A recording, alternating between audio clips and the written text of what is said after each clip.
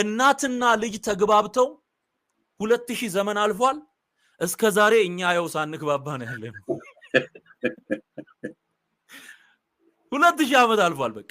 ውሃ ወደ ወይን ተቀይሮ በቃ ደን አልቋል ህዝቤ እስካሁን ድረስ ምልጃ የሚል ቃል በሌለበት ሁኔታ እስካሁን በዚህ ጉዳይ ላይ ሲዳረቅ ነው የሚኖረው ምልጃኮ ማለት ማስታረቅ ማለት ነው ሁለት የተለያዩና የተጣሉ አካላት ያስፈልጋሉ ምልጃ እንዲሁ ተባረክ እንስራና እንስራ ጋንና ጋን አጋይተ ነው ምልጃ የምትለው እዚህ ጋር ምኑን አጋይተው ነው ማይገቦ የሚባል መዝሙር አለ አይደል ገንቦ ለገንቦ ያጋጩ ከተስካር በኋላ ጠላ እየተጠጣ የሚባል ምኑ ተጋይቶ ነው እዚህ ጋር እርቅ ያለው ማተጣላ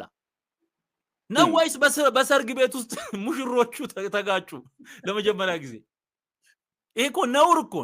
የተጣላ ሰው ሳይኖር አስታራቂነት የሚባል ኮንሰፕት አይመጣም ስለዚህ የክርስቶስ ምልጃ ምንለውኛ መጽሐፍ ቅዱስ የሚነግረን እውነት በአዳም በደል ምክንያት ህግን በመተላለፉ ምክንያት በእግዚአብሔርና በሰው መካከል ጸብ ነበረ ልዩነት ነበረ በደላችሁ በኔና በእናንተ መካከል ለይታል ይችላል እግዚአብሔር የልዩነት ግንብ የተፈጠረበት ዋናው ምክንያት የሰው በደል ምልጃ ያስፈልገው ለዚህ ነው ይላችሁ ስለዚህ ምልጃን ደግሞ እግዚአብሔር እንዲያከናውን ሰው ፈልጎ የለም ሰው የለም ማርያም እኮ በመድር ላይ ነበረች እኮ ኢየሱስ መወለድ አያስፈልገውም ነበር ማርያም አማላጅ ብትሆን ለምን መጣ ጌታ ከሰማይ ለምን ወረደ ለምን ተወለደ ለምን ሰው መሆን አስፈልገው እሷ ያንን የአብን ፈቃድ ማርያም ልታከናውን የሚያስችል ብቃት ቢኖራት ኖሮ ኢየሱስ እኮ መወለድ የለበትም ሺ ኦሬዲ ሂር ምድር ላይ ነበረች ስለዚህ በሷ ተጠቅሞ ይሰራው ነበር ከፍጥረት ይህንን የአብን ፈቃድ ሊፈጽም የሚችል ብቃት ያለው ስለሌለ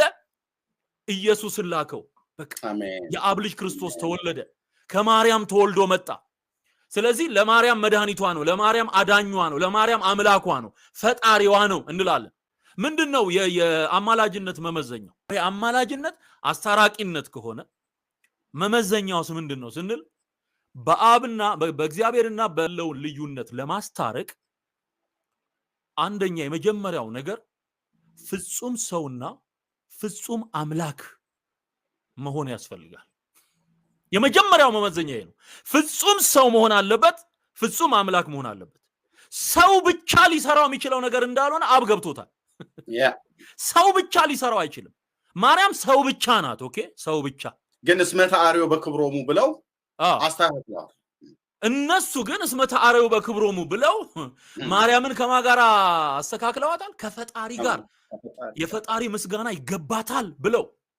ለስዕሏ ያልሰገደ ለርሷ ለስሟ ያልሰገደ ከቆመበት ይጥፋ ይያሉ የተራገሙ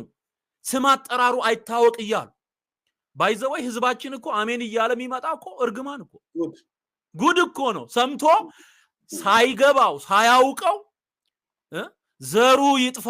ልጆቹ ይበተኑ ሚስቱ መበለትሁን እየተባለ እየተረገመ አሜን ብሎ ነው የሚመጣው አሜን ብሎ ስለዚህ ማርያም መለኮታ ሰው ብቻ የመጀመሪያው መስፈርት ፍጹም አምላክ ፍጹም ሰው ይሄን ያሟላው ደግሞ ማን ነው ክርስቶስ ኢየሱስ ብቻ